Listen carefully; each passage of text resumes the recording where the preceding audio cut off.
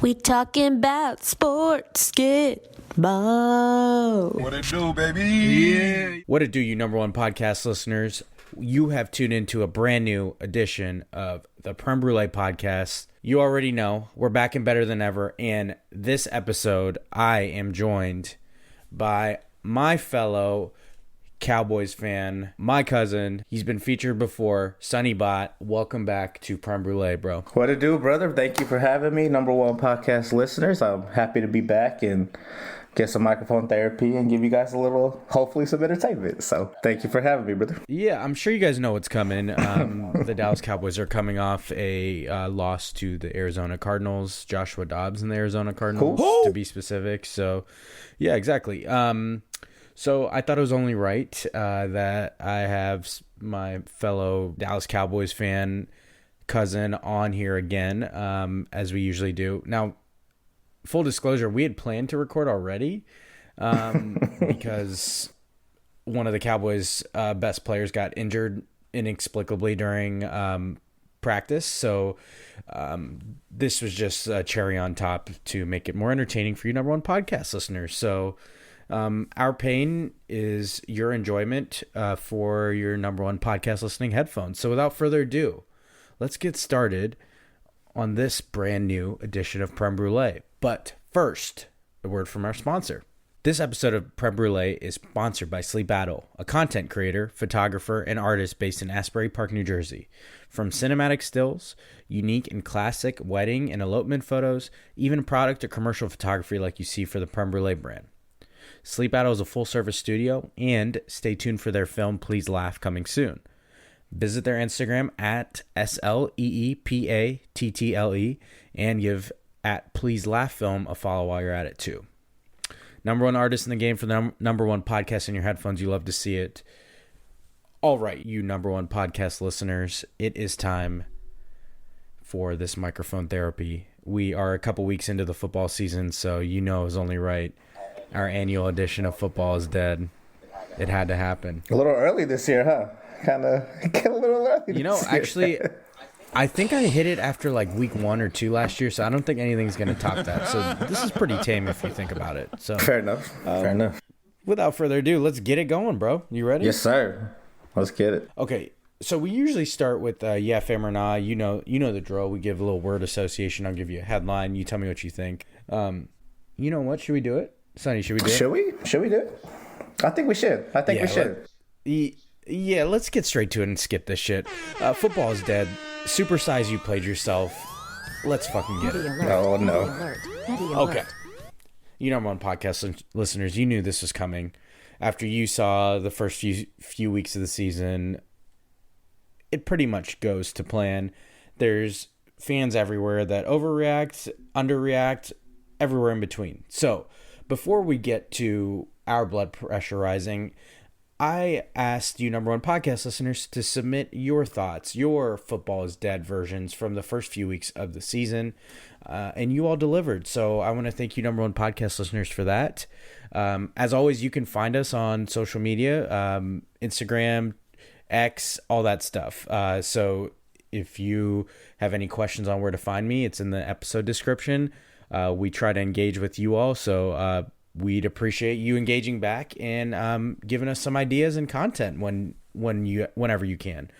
And also, shameless plug, if you ever have a chance to add in some audio, you can always send me a nice little clip of you ranting. Maybe it's of you being calm. I don't know why anybody would do that. This is microphone therapy, so feel free. The spicier, the better. It will be featured on Prem Brulee, so the more the merrier.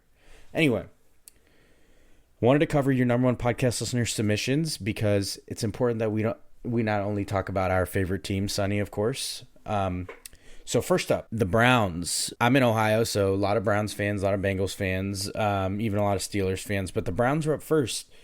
Browns fan said that we should be 3-0 after that Steelers debacle. No disagreement there. Not sure what the Browns were doing in week 2. They were inexplicably trying to pass while the Steelers offense couldn't move a muscle on the Browns defense.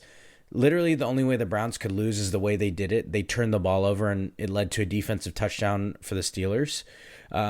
the Browns could have ran it 3 times and punted, and they would have won that game. The Steelers had -7 yards on the Browns, and somehow the Browns managed to lose that game. Congratulations, which is crazy. you played So yourself. I feel for Browns fans there.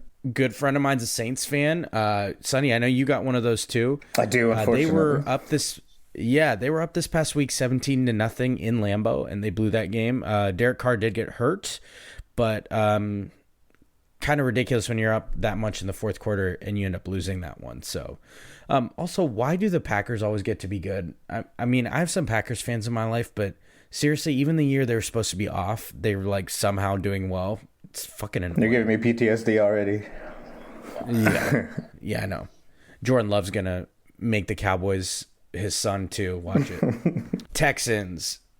This, obviously, we know the source of this. We got a we back up, baby. Wish we could play the Jags every week.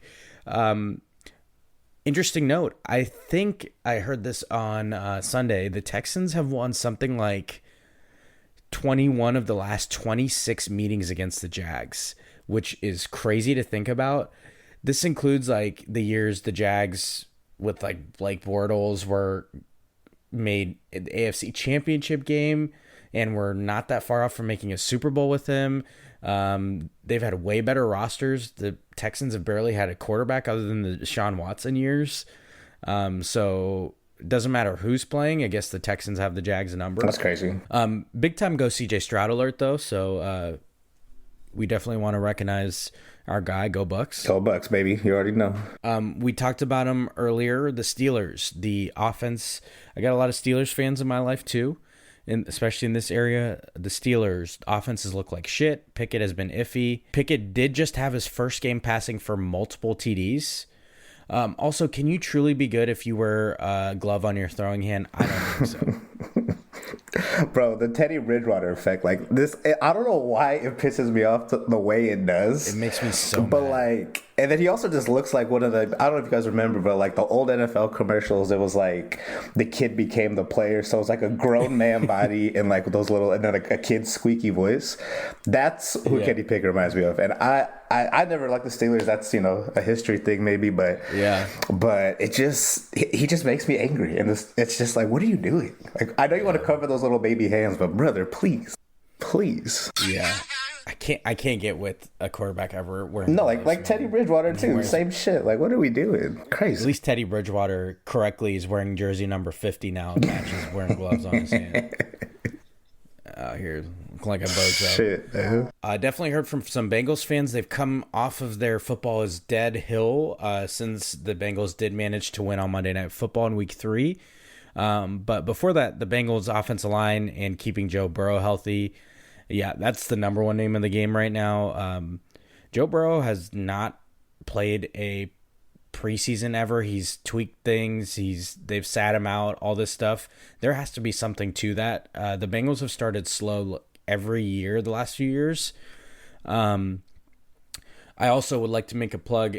When that one was submitted, that was before Monday night, and I specifically said, and I know a lot of people felt this way too, the Bengals needed to target Jamar Chase more, and would you look at that? He had 12 catches for over 140 in their Monday night win against the Rams, and they won that game. Jamar Chase is your best receiver. I couldn't figure out why the Bengals kept like forcing the ball to Higgins and Boyd. If you're going to force passes, it should be to your number one and the guy you spent a really high pick on. So I was glad to see, I'm sure fantasy football owners are glad to see Jamar Chase actually do something this year too, but good on them for doing that. I don't know how this calf injury for Burrow is going to work all year, but hopefully for Bengals fans' sake, it doesn't hinder any. And more on this later, but a lot of submissions, obviously, a lot of Buckeye fanhood and these number one podcast listeners, and rightfully so, go Bucks. A lot of submissions for the play calling in the game this past week against Notre Dame, especially a 4th and 1 jet sweep call that did not convert. Surprise, surprise. Now, it's a nice thing to learn after you win in South Bend, so we'll take that. But we were really looking forward to aggressive Ryan Day. He was talking a big game, like he was going to call it aggressive, and then there he goes, being Jim Tressel Jr. and being conservative when a game gets tight. So, win's a win. We'll take it. Go Bucks. But a little bit more on that game and the stuff surrounding it in a little bit. Yeah, I'll let you handle the Bucks, but yeah, that's all I got to add is go Bucks. And years off my life on that one. I got to add one more thing. 7. I got to give Notre Dame some type of positive shout out, even though fuck them forever. But I got to give them one thing: their jerseys. I liked those all green jerseys, especially with the goofy gold that never matches the pants. Like that. I was getting ready to say that. But the gold with that all green look, I digged it. They look like leprechauns for sure, but I was digging it. So I got to give it to them. Anybody see the leprechaun, say yeah. It look like a leprechaun to me. All I got to do is look up in the tree. Who else seen the leprechaun, say yeah. Okay, before we get to the heart of you played yourself, you know what? I feel like I should give the number one podcast listeners something special. Give the people what they want. Give the people. Should I do a one-liner for every football team in the NFL? Let's go. Should we do it? I think we should do it. All right, let's fucking do it. Man. Okay, so we covered a bunch of teams, so I'm going to cover the ones we haven't. We'll start in the AFC. The Ravens. How do you lose to the Colts? Can this team ever be healthy? The Bills. Josh Allen doing way too much. It only matters in January, so talk to me then. The Jets. Zach Wilson. Patriots. Mac Jones, negative swag. That's an issue. Yeah, just to top that off, shout out to the boy Sauce, but dick punches for me, for Mac Jones. Like, what are we doing? Dick punches. Come on, man. Come on, dude. Dolphins, can they put up 70 every game? Bruh, more on that maybe later, but like just Madden mode. That's my line. This Madden mode. That's ridiculous. Colts. Anthony Richardson needs to start protecting himself. Dude's gotten hurt 2 out of his 2 games, so like, hey, let's not mimic everything about Cam Newton. Let's mimic his success, but take better care of your body, please. Help him. Texans, I know we jokingly said everything was good, but how did they manage to let 4 out of their 5 starting offensive linemen get injured? Like, put these guys in bubbles next time. Protect our guys, CJ. Jags, this offense is ew so far. They have so many weapons. What the hell is going on? Tennessee Titans. Is this the most boring roster in the NFL? Also, why did Nuke Hopkins choose Tennessee of all places? He knows who's at quarterback, right? He went through years of that in Houston, and he just volunteered for that again. So he volunteered for Ryan Tannehill. Like, come on, brother. Yeah. Come on, man. Look, I stay petty, so I don't have to get petty. The Kansas City Chiefs, like, what could we possibly find with them? How about this Taylor Swift-Travis Kelce distraction? Is there a curse there? Nobody knows, but this is the type of analysis you tune into Prem Brulee to find out about. This is the only hope the rest of us have. Like, let us have it. The Raiders, Jimmy G's arch nemesis, a second read. I was proud of that one, yeah. Run it. The Chargers. Herbert has hype, but nothing to show for it yet. Like, we talk about him every year, but they're seemingly like don't do anything with it. They have so much talent. Also, they got another bit of bad luck with Mike Williams out for the year. Broncos. Sean Payton in walking through that door. Oh. Petty alert. Petty alert. Petty alert. Unlimited. Mr. Unlimited. Eagles. Sit that soundbite. You can't keep getting away with it. Sonny, you got something for the Eagles?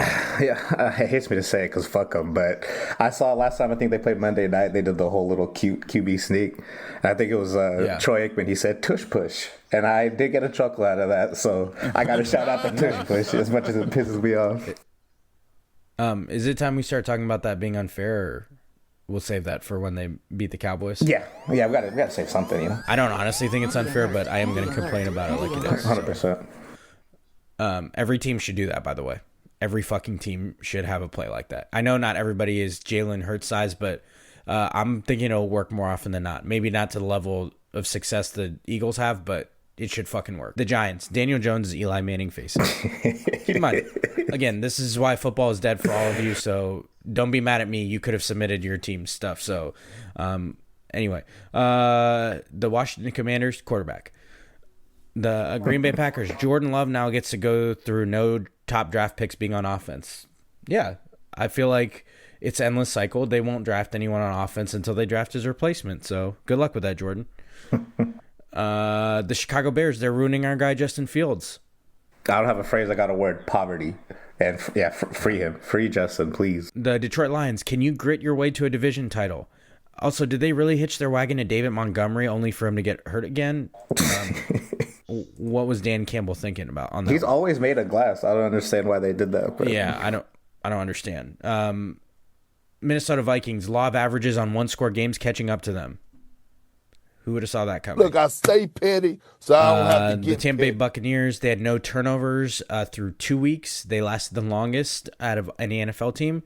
But Baker Mayfield is still their quarterback, though, so good luck to them. Tough. Carolina Panthers, how is this the team you surrounded your number one pick with? They have some trash skill position players. I'm gonna kind of piggyback off that, but go the other way. It's a little 2-for-1. It's word to our birthday brother. Shout out Nick. He just had a birthday on Monday, so shout out to him. But in his honor, I gotta say it. We're wheeling and dealing, baby. We are wheeling and dealing. What it do, baby? You know it's bad news when you got Adam Thielen at the tail end of his career as your go-to. That's your number one. That's crazy. Yeah. That's crazy. New Orleans Saints, what is this QB room? Yeah. Trash. Atlanta Falcons, time for another running back. Why did they draft Kyle Pitts and Drake London, by the way? The Los Angeles Rams, what is the plan here? The Arizona Cardinals, what is the plan here? Oh, my God. The Seattle Seahawks, so much talent, but every game is close. I'm going to say it. Free JSN already. Free him. Yeah, for real. San Francisco 49ers. You can't keep getting away with this. All right. I think it covered every team. From the bottom of my heart, I'd like to take this chance to apologize to absolutely nobody. How'd I do, bro? That was a fire, rapid fire. You know what? Football's dead for us all, even you good teams, okay? Okay. Without further ado, let's get to the main event. Let's hit that soundbite, baby. I'm petty as hell. And I'm super petty. Here we Petty Le Pew. Go. All right, you number one podcast listeners, it is time for our supersized edition of You Played Yourself. That's right, we skipped Yeah Fam or Nah for you all. This is Football's Dead episode, so we got to deliver. But first up, I did want to cover this because we talked about it last episode. I guess shout out Noah Lyles. It's his victory lap. I guess pun intended. You Played Yourself goes to USA men's basketball. They finished fourth in the FIBA World Cup. They threw some C-level squad out there trying to tell us it was going to work. And then my favorite part was other pros from the NBA who didn't play in this event trying to tell us how to be fans and like appreciate them after they had lost like one of their pool play games. Like we were supposed to be okay with that. That was fucking rich. So, yeah, shout out to Noah Lyles. World champion of what? He got his victory lap. We talked about it last time. I guess he was right. World champs of what? Of what? Yeah, and it's kind of what you kind of just, to go back to what you just said, you know, all these NBA players have been talking about, this is despicable. This is a bad showing. What a poor showing from the country, yada, yada, yada. But okay, those same exact players, last I checked, y'all are from the U.S. Y'all could have played. And you know, so you want to talk all this shit, then you got to back it up in some regard, right? Like you can't just say, "Oh, these players suck," but then you're literally could be on the team. All you have to do is literally say, "I want to play," and there'd be no question or pushback. So it's just, I don't know. We'll see. You know, LeBron, our boy, the GOAT. He said he's gathering the Avengers up and doing one more run with Steph, with KD, with all them. It helps. It helps that the next Olympics is in Paris, so they can all wear their lame ass hype beast out there acting like it's Fashion Week. So we'll see. We'll see if he's capping or not. But that would be cool to see. You know, LeBron, KD, Steph. This would be their last Olympics, so it would be cool. It would be cool. Just let him own every country. I missed the 2012 whatever year with Kobe and Wade and Bhatt. Like it was like 150 to like 70 every game, and I'm like, bring that back for one more year, please. Yeah, like their opponents were asking for their autographs. Yeah, shit, like after the game. After getting boat raced by them. I want that back. Yeah, you're right. Okay. Again, before we get to the main event in football, I did want to add this one in. You Played Yourself goes to the Los Angeles Angels. They shut down Shohei Ohtani and Mike Trout for the year. This trash franchise legit wastes two of the greatest talents in MLB history. Crazy. Mike Trout is on his annual trip to the injured list. It is just in time for his Eagles season tickets. That man is never available and doesn't win. He is what I like to call a six-tool player. The sixth tool is the injury list. Look, I love that. I love it. Yeah. I just love it. All this reverence for Mike Trout, you won't find it here in true creme brulee fashion. I'm hating, Petty but alert. Petty no alert. regrets. Petty So alert. you played yourself, Angel. Respectfully, though. Yeah, all due respect. I wanted to cover this because it became news after Ohio State beat Notre Dame. Ryan Day was fired the fuck up after they won. Was very pissed at legendary coach Lou Holtz, probably most well known for his time at Notre Dame, obviously. Lou Holtz on Friday was on Pat McAfee's show and had some like choice words questioning the toughness of Ohio State and their team. And Ryan Day did not like that. Ryan Day's been on a quest to prove that his team's tough the last few years, much to the dismay of some of Ohio State's fans. But it was like, I mean, you could tell why it would make him upset. He is a good coach. He wants to stick up for his players. But I didn't want to throw a "you played yourself" to Notre Dame and Lou Holtz for those comments. And then the reaction that happened afterwards, like, all of a sudden, when Ryan Day had something to say after Ohio State won, in the postgame, he was fired up and rightfully emotional after a big game. He said some comments like, "I'd like to know where Lou Holtz is right now. What he said was unfair," along those lines. I'd like to push back against the people that are questioning, like, why would Ryan Day go after an 86-year-old Lou Holtz? Like, come the fuck on, guys. This is football. It's emotional. And it's not like they were going to physically fight. So bringing up his age has nothing to do with it. Like, it's not like Ryan Day's going to go, like, try to punch him in person. It's legitimate battle of words. Lou Holtz used a platform to grandstand and talk a big game about a team, and Ryan Day answered. So, like, you have people like Brady Quinn, who's a Notre Dame alum and a prominent figure on Fox's Big Noon Kickoff, say it was bizarre for Ryan Day to go after an 86-year-old. Like, people were saying, I didn't know an 86-year-old could get under your skin. Like, hey, if you want to grandstand in front of fucking cameras, you deserve to have a dish back to you. You weren't too old when you were saying the comments, so why all of a sudden is the response you got to question a guy's age? Like, what the fuck are we talking about here? These are still grown men. Lou Holtz got to answer for what he said. He said words that he couldn't cash himself. He left it up to his former university he coached at, and they didn't live up to it. And then Marcus Freeman forgot to send an 11th man on the field for their last two plays. That ain't Ryan Day's problem. So if he wants to be fired the fuck up, I think he has every right to be. You don't get to talk your shit and then just like, oh, no, why are you so mad afterwards? How does that fucking make sense? Soft. It's soft. Softer than baby shit, man. On that same note, I got a "you played yourself" to those of you hating on Coach Prime in Colorado. I think it kind of goes hand in hand with this. I really challenge you all to dig deep. Ask yourself why it's bothering you to see someone do well and get attention, because that's all Coach Prime is trying to do. He's not necessarily asking for attention. He's not belittling people in order to get that attention. He's a big personality and one of the biggest names in football history for on and off the field. His swagger's unmatched, like legit one of the swaggiest football players of all time. And you're mad he's getting attention. He's gotten attention every single step of his career. Yeah. Since he's probably in high school, but definitely since Florida State. So this came up because everybody's seen the clip by now. Oregon's coach Dan Lanning had a viral clip pregame for his Oregon football team, who legit dominated Deion Sanders' Colorado Buffaloes 42-6, and they could have won by a lot more, put it that way. They were up 35-0 at half, so they definitely took their foot off the gas. But Oregon's coach Dan Lanning said in his pregame speech to his team, quote, "They're fighting for clicks, we're fighting for wins," end quote. Listen, this is a huge "you played yourself." The irony of him having that quote as he himself tries to find a quotable pregame for the cameras. Do you think those cameras find their way into their locker room if he didn't okay it? Do you think that that clip gets posted if he didn't okay it? Hey, man. No. Dan Lanning did the exact same fucking thing that Deion Sanders does. So, like, let's pump the brakes on this. What impact does Coach Prime in Colorado have on you to be hating on this man for turning around a program and getting attention because he's authentically him? Like, people really like to fucking hate on a in-your-face confident person. Why does it bother you that he's getting attention? Like, just turn off the TV.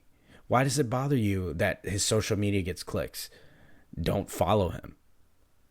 So what does hoping he loses accomplish for you? Like, I get you want to like make someone cocky a villain. I get that part. But you won't find anything that says Deion Sanders got his attention on the back of putting someone else down.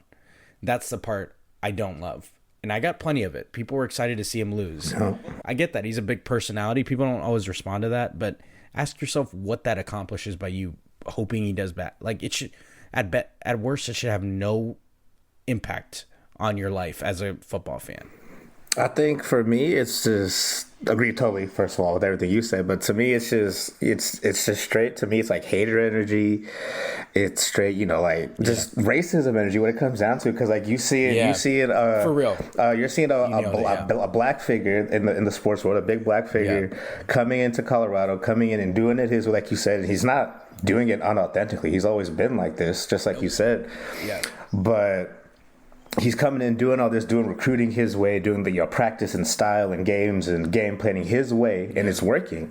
They were projected to win a game and a half this year. They already blew past that and probably will win a couple more before the season's over.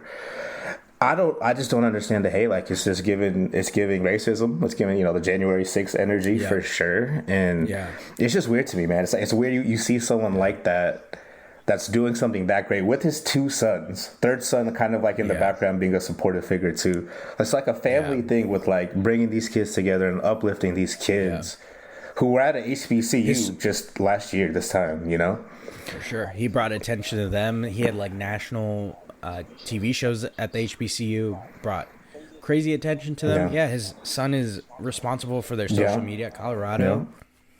Yeah. I follow Coach Prime. I have no tie to Colorado, but he's like must-see TV at this point. And I don't want to. And I want to say, I also want to, kind of give a nod to people that, a lot of people that didn't give a fuck about college football are just tuning in because of him and because of that energy. And I know, so kind of like on the flip side of that, I'll zag a bit and just say like that's beautiful too. That. People that don't, I know people that don't care about football. They're like, oh, I'm gonna go watch the Colorado game tonight. I'm like, what the fuck? Yeah. Since when do you like football? So like, there's a lot of people like that too. So I don't want to discount them because it's cool, but I just don't get the hate because it's overwhelming and it's stupid. Yeah. I don't know a single fucking Colorado fan or a fan of their rival. Like, for you to not want them to succeed is fucking off. But yeah, totally. Okay, next up on You Played Yourself, before we get to the main event.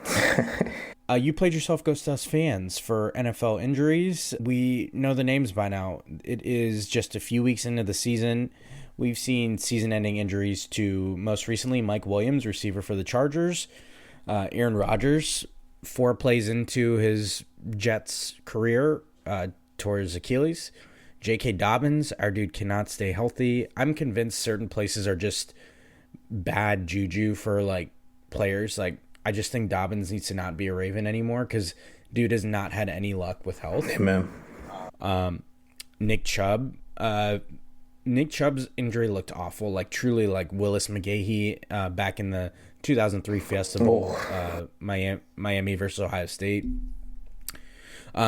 The latest reports are that Nick Chubb's knee is not as bad as they thought, which if you've seen the clip online, they didn't show it on the broadcast for a reason. I cannot believe that. His knee literally bent the other way, so the fact that it's not as severe is the wrong way. This is good. Good to hear. Yeah, it's wild. And then obviously our guy Trayvon Diggs, the Dallas Cowboys, our number one cornerback, just got paid this offseason, went towards ACL in one-on-one drills on like a Thursday before week 3. So shout out to reverse shout out to the turf on some of these fields. Reverse shout out to I think these negotiated less contact drills, less I guess game style reps is kind of catching up to him because we're also seeing some sloppy offensive play. So I think this lack of practice and stuff, I think there's something to that. Not completely. Obviously, some of these injuries are just freak incidents on, but the wear and tear of a lot of players and stuff, it has to have something to do with the lack of reps. And then also like the quality on the field, those that are healthy has been suffering as well. So you played yourself to us overall. for that. It's good for the players and all that they negotiated less, but I think we're finally kind of seeing that come to fruition, the impact of that. Agreed. How do I tee this up? You number one podcast listeners know why you tuned in here. What do we go through every year, Sonny? Why do we do this to ourselves? More importantly, we both have dads who are Cowboys fans. We inherited this fanhood. Boy, do I wish right now that they first lived in Kansas City when they came from India. Don't you? How must it feel to just be a Chiefs fan? I just wonder. That happiness. Yeah. It's crazy. Yeah. It's crazy. The biggest thing you have to worry about is a Taylor Swift curse, on your tight end. If that's what it takes, I'll become a Swiftie with the quickness, man. Just shit. Yeah. Okay.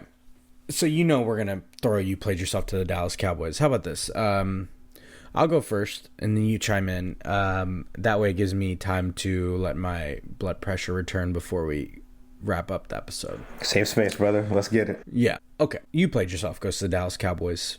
We just can't have nice things. Just when they look absolutely incredible. First 2 weeks, scored 70 points, only gave up 10 points. All the pieces together on defense, legitimately so much fun to watch this Cowboys defense the first 2 weeks. The Thursday before week 3, star cornerback Trayvon Diggs tears his ACL in fucking practice during a one-on-one. Then, Cowboys fans were telling other Cowboys fans, analysts were telling us that, we do have the depth to weather the storm. It's not ideal. Nobody's going to be as good as Trayvon Diggs, but we got the corners for it. And you know what? Even better news. They play the Arizona Cardinals coming up. That's easy win, right? It's perfect time to get things right. So congratulations. You played Listen, yourself. number one podcast listeners, if you go into a game knowing it's prime for a letdown, what does that tell you about what your franchise has subjected you to as a fan for over the years? Oh, my God. Sonny, you and I both tweeted that this is a prime candidate for a letdown game. Why on earth did we know that was going to happen? Tell me what kind of trauma you have to go through as a fucking fan to know that your team is going to suck against a subpar team. The Cowboys played the Arizona Cardinals, arguably the worst roster, at least going into the season. Maybe the way things have shaked out, the Bears and the Broncos are worse. But heading into the season, the Cardinals were far and away the worst looking roster by the eye test. The Cowboys put up an absolute dud. You would have thought their defense was pre-Dan Quinn era, how bad they looked, how much they got ran up and down the field. The Dallas Cowboys lost to the Arizona Cardinals. They lost to them. Got dominated. Like, you can't even point to one thing where like, oh, that was a freak thing to happen. No. Joshua Dobbs, who the team signed like a week before the season started and became their starter, dominated them. First drive, 44-yard run. He looked like fucking Jalen Hurts out there. The guy who couldn't stick to a team, has been a journeyman, beat your fucking vaunted Cowboys defense. They got dominated after the nation blew smoke up their ass for the first 2 weeks of the season. Their defense proceeded to give up scoring drives on all 5 of the Cardinals' first half drives. All 5 of them. Oh, and the penalties were back too. Signature for Mike McCarthy over his tenure as a Cowboys coach. And so was the awful run defense. A run defense that we were told was the main priority for the Cowboys to address in the offseason. So much so that they reached for a defensive tackle run-stopping specialist in the first round of the draft with tons of talent on the board still. Tons of other needs. Oh, and you know what else is back? The offense stinking in the red zone. And the difference is this year, they don't have a coordinator to blame in Kellen Moore because he works for the LA Chargers now. The Dallas Cowboys are absolute frauds. I don't want to hear Micah Parsons or DeMarcus Lawrence talking a lick of trash talk now. If you get boat raced by Joshua Dobbs and the Arizona Cardinals, I think you lose that right. I think it undoes a lot of good that you've done. I know this is any given Sunday and all that, but to me, a team this bad like the Arizona Cardinals, maybe a game's played closer, but you should not lose that game. Shouldn't. Because if you're talking about yourself as one of the best teams in the league, Do you think those other best teams lose games like that? Yes, the Kansas City Chiefs have off weeks, but they still manage to fucking win games. Yes, the Eagles have off weeks. They haven't looked good in the first few weeks. They're 3-0. If you want to call yourself one of the best teams, you don't lose to the fucking Arizona Cardinals. You don't. You just simply don't. So people want to make fun of me for like these football is dead episodes. Like, yeah, they are part joke, but also like I've seen this before. It's happened every fucking year almost of my whole life. Mm-hmm. In what I can remember as a football fan, the Cowboys do this all the time. There have been years where they've had hype, but every single time there's something that gives you a clue that they're going to fucking let you down. And it's games like this. You aren't supposed to lose games like this. They might be closer, but you don't fucking lose them. And it truly wasn't even that close. And my favorite part, I think, was, Micah Parsons tweeted like, "Oh, I am my brother's keeper." They tried to tell you they'd have Trayvon Diggs' back after he got hurt. I don't think that man wants his back covered like that. I'm just like, I don't know Trayvon, but I don't think when you say my brother's keeper, I don't think he wants kept like that. I'm sorry, because he's gonna get more hurt based on how that defense went. When you needed the defense most, they blew coverage and committed penalties. When you needed the offense most, they committed penalties and floundered in the red zone. This is what has happened the last few years. That's exactly what's fucking happened. They want to talk about how they haven't gotten past the Niners. You can't get past the fucking Cardinals. Don't talk to me about the San Francisco 49ers. This team's not ready for them. Don't talk to me about the Philadelphia Eagles. They find ways to win. They keep getting more talent on their team. They don't make fucking excuses. I'm sick of this shit, man. Every fucking year they do this. They disappoint fans. And you don't want to act like we're crazy. Like, yeah, I'm this pessimist for a fucking reason. I've watched years of this shit. It's just one game, sure. I'm sure they'll bounce back. Like, yeah, they fucking better. But you shouldn't lose these games. Because newsflash, you play the Eagles twice this year. You play the Niners. You can't drop games to the fucking Cardinals.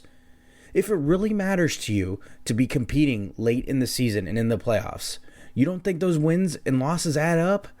Yeah, I know not every game's as important as college football is, but you got to win the games that you should win.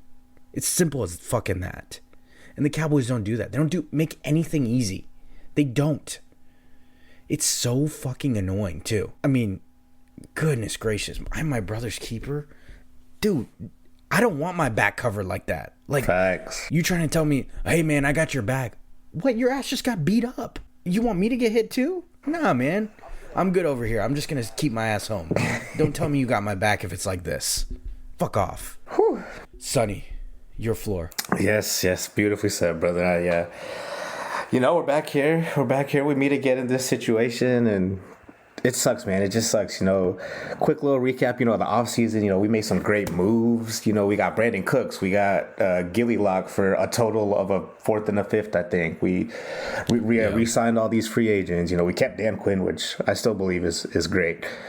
We had a good draft. I know you don't really like the Mozzie pick, but I didn't hate it. Which that's a whole nother thing. But yeah, great offseason. I didn't hate the pick. I didn't like the value. Fair. Like at that moment. That's fair.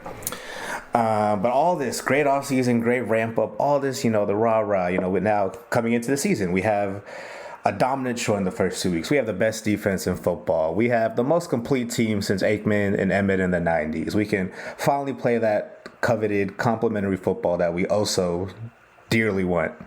Right? Yep. Yeah, not so much. Right. Not so much.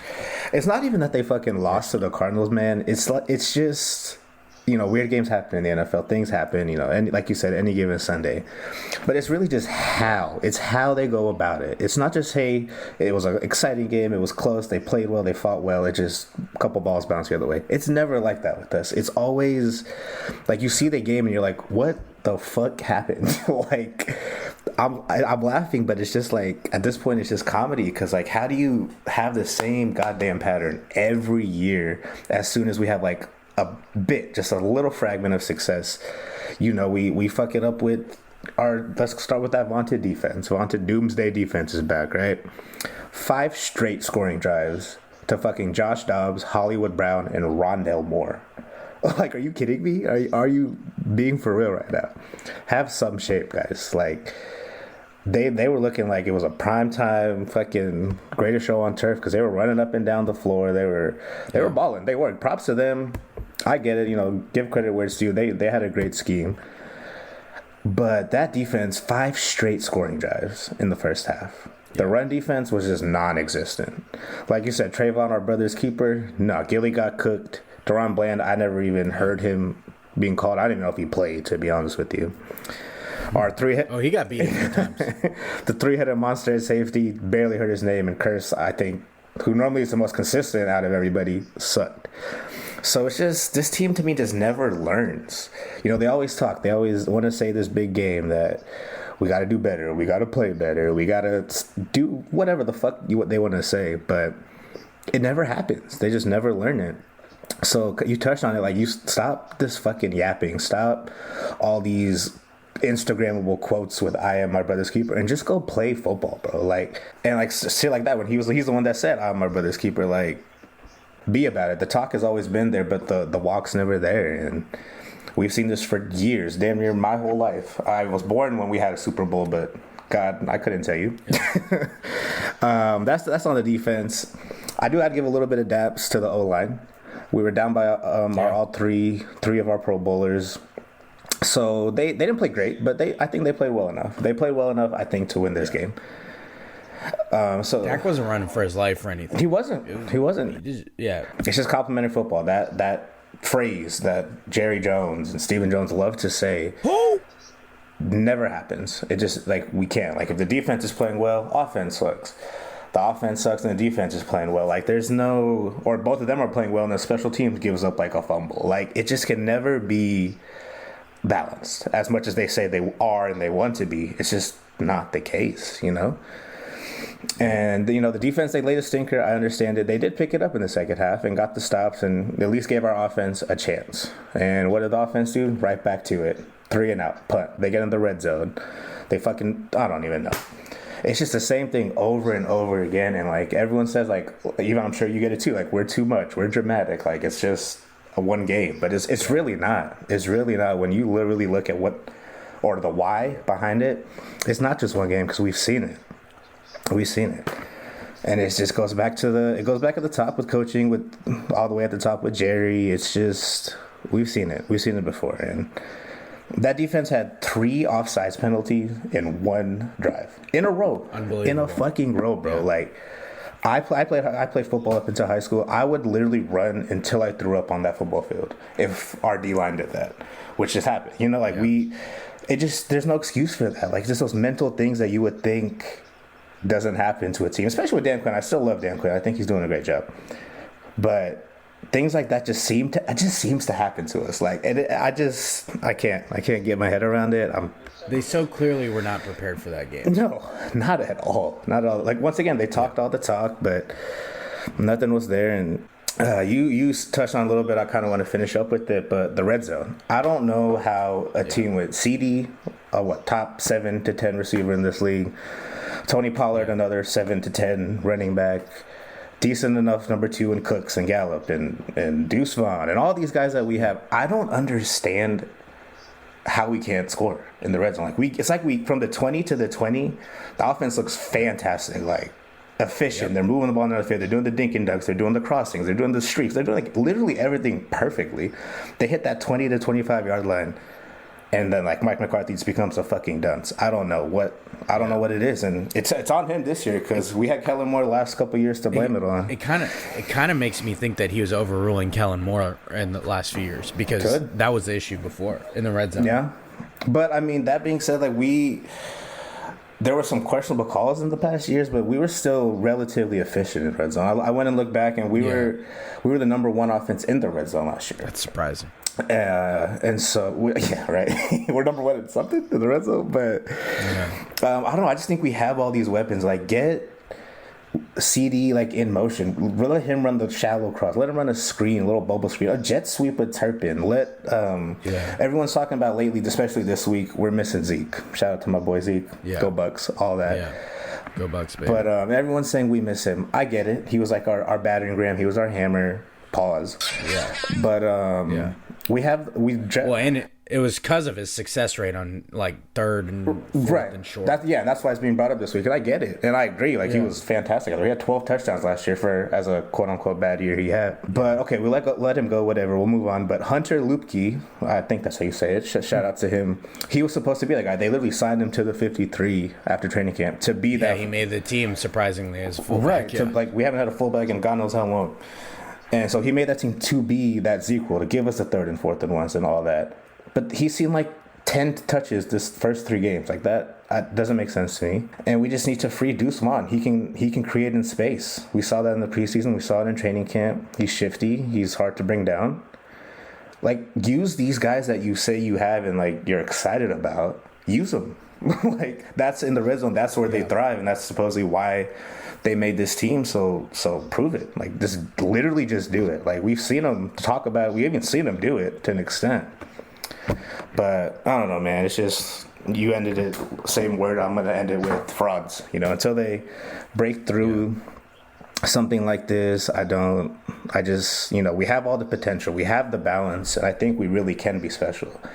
But until I physically see something, that's all it's going to be. It's just potential. And it's frustrating. It's frustrating because that defense, man, it's fun. It's a fun defense to watch. Even when they struggled in Arizona, but they tightened up, it's a fun defense to watch. But yeah. I want us to breathe now, take a little woosah, deep breath, and end on a positive note. I want to star up a couple players, since I shit on the whole team. You shit on the whole team, but deservedly so. Don't get me wrong. But I just want to give a star up shout out to our kicker, Brandon Aubrey. We were like, who the flying fuck is that? But especially after he missed his first extra point. He was very first after we scored. He missed extra point. We're like, great, here we go again, right? But he's been perfect since. Shout out to Rico Dowdle, Tony Pollard handling the rock pretty well. And Michael Gallup, that man remembered how to play football, so I want to at least give some positive notes. He better. They were telling us last year he was still a little rusty after his ACL, so it's the year for him to show us he still got it. Oh, no, you said it. You said the line. This is our year. Yeah. Paid. No, I meant his year to actually perform. It's never our year. You already know, number one podcast listeners. I think we're destined to never. It's never happening. Because of what we've talked about before. There's one thing that we talked about it last time I was on here, and I'll end it with this. But Jerry Jones, our fearless fucking leader, until he makes it right, in my opinion, and I think you agree with me, until he makes it right with Jimmy Johnson and either gives him his flowers, acknowledges him, and then obviously put him in our Ring of Honor at the stadium, I really don't think we're going to see real success. We're going to be a good team that just teeters out, or just a bad team that implodes. I mean, we've seen it all. But I'm truly convinced until we give him his due and his respect, who kind of just seems overlooked in Jerry's eyes, right? But until he himself gives him those flowers, I just think we have a cloud over our franchise. And come on, Jerry, if you ever hear this, fucking do the right thing. Ring of Honor curse. Jimmy Johnson, Ring of Honor curse. And I don't blame him. I don't blame Jimmy if you cursed us. Hey, man, I get it. You were responsible for that dynasty. So. Yep. Whew. Yeah, man. Breathe in, breathe out. Yeah, hopefully we deliver for you, number one podcast listeners. I know some of you are thinking the same about your own teams, so another shameless plug. You ever want to get something off your chest, we offer these microphones for your therapy. So anytime you want to submit some audio, it will get featured on Prem Brulee. You know where to find me on my socials, so have at it. It feels good. It feels good to get spicy takes off your chest. This is a safe space for it. Amen. Okay. Let's get to a lighter note here. I like to end You Played Yourself with a few non-sports related ones. So let's wrap up You Played Yourself with those. I got a couple here. First up, You Played Yourself goes to parents who say no gifts for their children's birthdays. That Beavers did not agree to no gifts. So I need you to know that me and a lot of other people are going to go ahead and not listen to y'all parents' boring-ass wishes on this one. So, You Played Yourself. If you find yourself doing that, you want to complain about space or whatever, get rid of some of your own stuff. That ain't that baby's fault. Okay. Next up. Number one podcast listeners, have you ever, like, you played yourself goes to when you have to, like, use your house after you clean it? Do you guys ever feel like, Sonny, you ever feel like right after you clean your bathroom, you got to take the biggest shit, or like right after you clean the floors, it rains and your dog tracks in mud? Dog. Like, why is it like The that? worst, especially the bathroom one. I'll keep it PG here, but it always happens without fail. You clean the bathroom and you gotta break it in. Like, I got a clean ass toilet, and then I got to sit on this like freshly clean toilet again just to dirty it up. Immediately. At least give me the night. Yeah. Body, please. Yeah. Sometimes you just want to be like, let's clean it and just leave. You know? For real. You got any for me? I do. I just have one. You played yourself. Shout out Mother Nature. I say kind of there, the same theme of the cleaning part, you know. I'll ask it right back to you. You ever wash your car and it looks all good. Gosh. It feels nice. You feel good washing it. Like after you're done, you like see it, and then boom, that night or the next morning, fucking thunderstorm. Like, come on, Mother Nature, go to hell, respectfully. Yeah. And Texas here, on a regional note, Texas has had a bad summer. It's been literally record-breaking hot. We had like 2 months of straight 100, whatever. It rained probably twice since summer started. Crazy. And one of those times was that the weekend right after I got my car washed, that Monday morning, boom, rain, and I'm like, phew, like, come on, Mother Nature, you played me. Shit, if you knew that, you should have watched it sooner. If you had that power. Jesus, that's all I got though. All right, Sonny, this is your debut on this new section. Last time you were on here, we didn't have this, so yeah. I know you've heard it, but it's time for Am I Hatin'? So, I think you know the gist, but you number one podcast listeners, in case you forgot, it is our new segment. We say statements that are most likely and clearly hatin', but this is a safe space, so we drop them anyway. Sonny, I'll go first, so you give you a second to think up yours. Okay. Am I hating if I hate pumpkin and don't get the hype of most fall flavors? Am I hating? You're not a PSO fan? Come on, bro. I've been told I'm a hater, but also, 'tis the season, but pumpkin pie is literally the worst pie, so I need y'all to know that. Sweet potato pie can find its spot right next to it.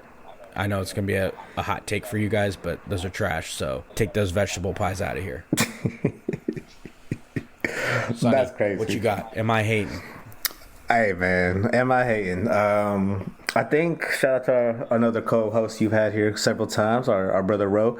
I'm pretty sure he talked about it briefly, but I've been on a couple concerts this past week, so I want to come back to it. But Queen Bee, Drizzy Drake, shout out, something light. Yeah. In other news, Sonny's broke now. In other news, yeah, I'll be in ramen for the next week. But yeah. But on that wave, do we really need to record a whole show? Like, I understand you take a couple pics, couple vids, for your memories for the gram. I get that. No problem there. But you're recording every song. You got your flashlight on. Then you're flipping the camera and yelling on the top of your lungs the lyrics with the background vocalist behind you. Like, I'm just like, have some shame, ladies and gentlemen. Like, I just don't understand it. Like again, couple vids, we all do that. That's no issue at all. Yeah. But when you're literally recording your phone, you're just standing there with your hand in the air and then like waving around and then drunkenly yelling. I'm like, you are doing too much, bucko. Like, just chill. Just take it in. Live in the moment. For sure. You're seeing one of your favorite artists. You spent God knows how much on tickets nowadays. Yeah. Enjoy that. Like, I know you want some for the memories, and that's fine. But then, just enjoy it. Be in that moment and be present.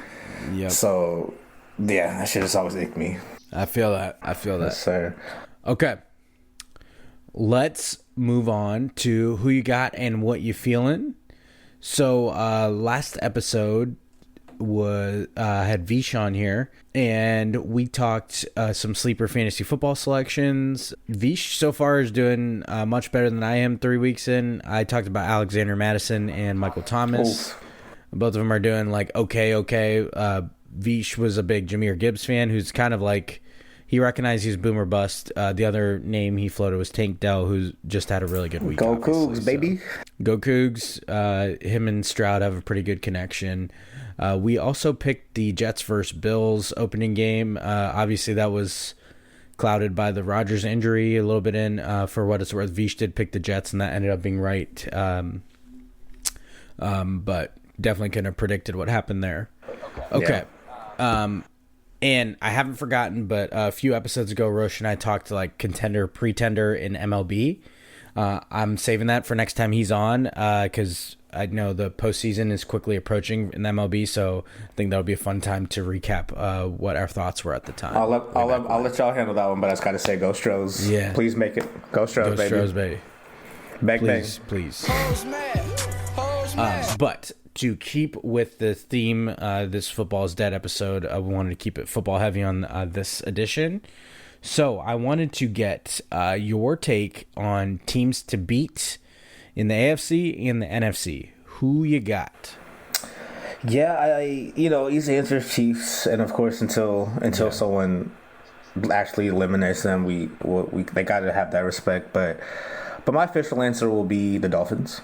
I think that offense is scary. Their worst receiver can be like a wide receiver 2 or 3. Cough, Cedric Wilson. Yeah. I miss you. But they don't even use him. They got Robbie Chosen as a flag. They got a crazy offense, and then that coupled with the defense that's playing really well, and they don't even have Jalen Ramsey yet. They get him back, I think, like early to mid-season time frame, whatever. But they're pairing him with Xavier Howard, and kind of like how we had Gilly and Dick.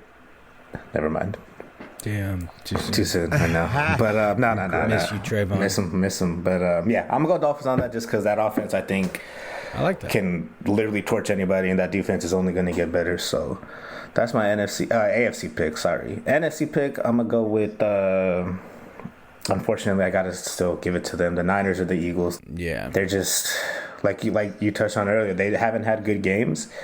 But the Eagles are still 3-0. Niners are still 3-0. And they've looked beatable, but they're still winning games. So until that changes, or if it hopefully it does, please God. But yeah, it's got to stay those two also. I think the NFC is pretty easy. I think a lot of people have the Cowboys up there, but this week, the eye test just doesn't match. Yeah. So definitely Eagles, Niners. I think it's a two-person race, and a lot of it has to do with, I think it'll end up being quarterback play because they both have really great defenses, really great skill players. So who's going to avoid a mistake when it matters the most, or which defense is going to make a play?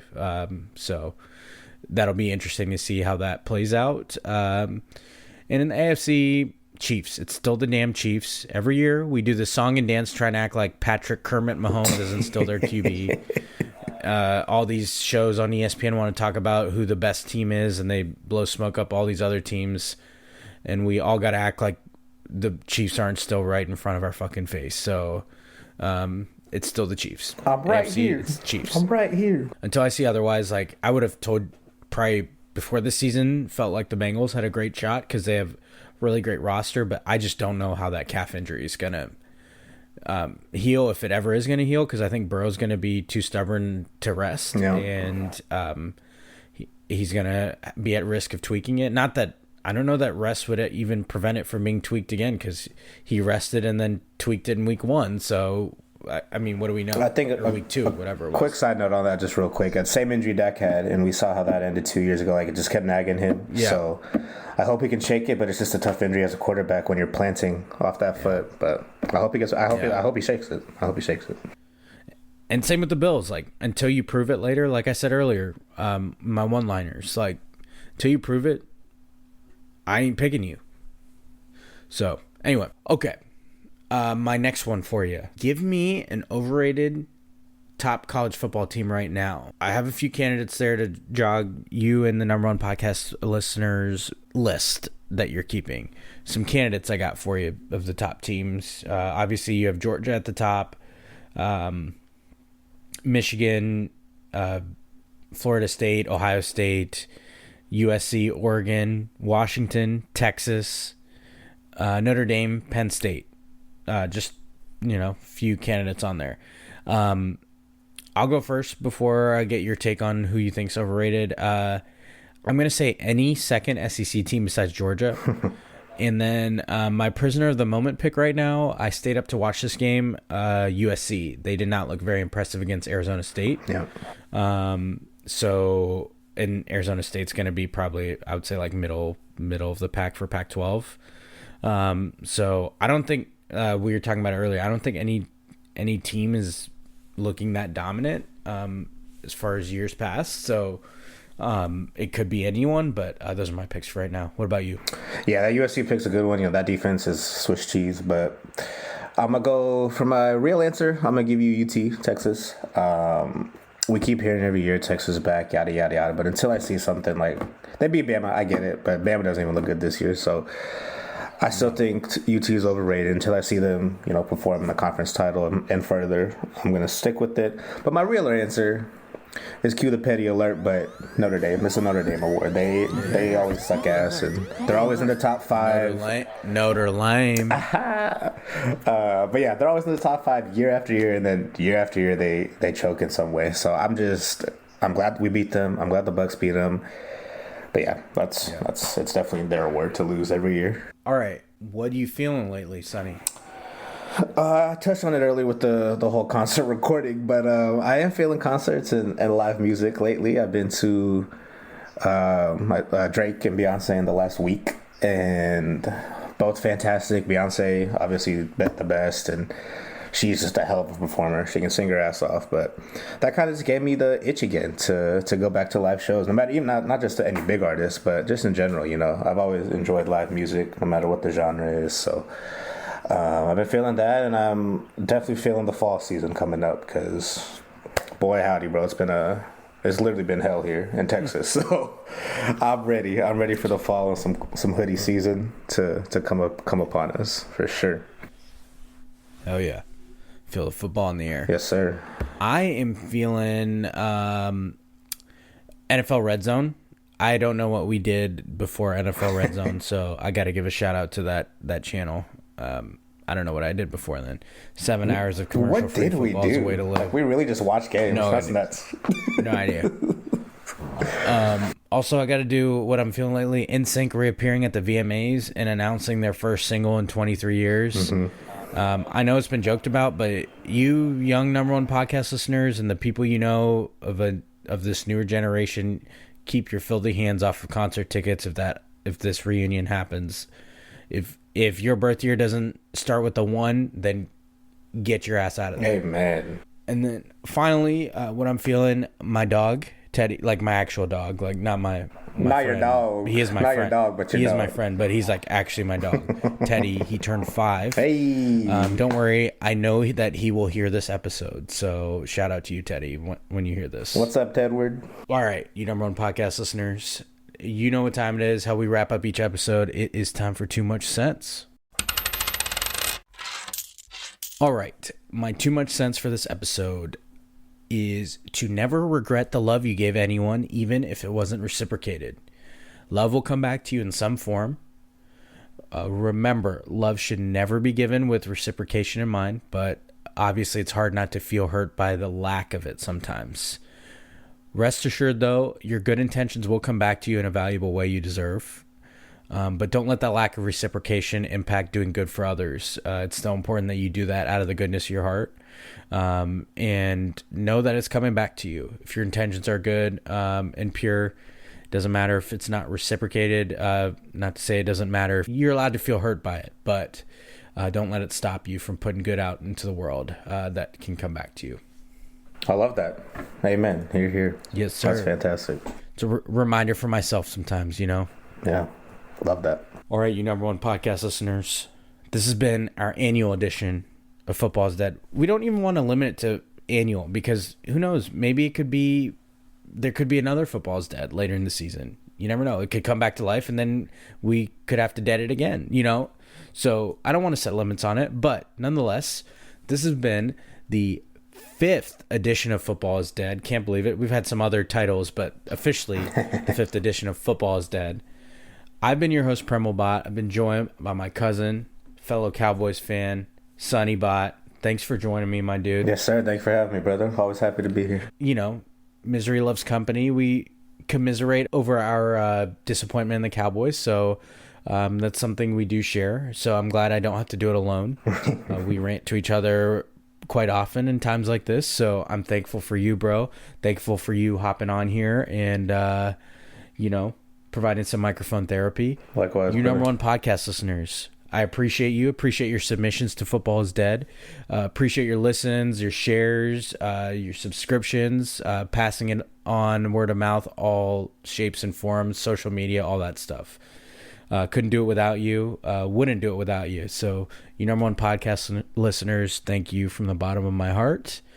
This has been a brand new edition of Prem Brulee. You know the drill. Share it, like it, subscribe it, all the good stuff. Tell a friend to tell a friend. And we'll talk to you on the next edition. Here.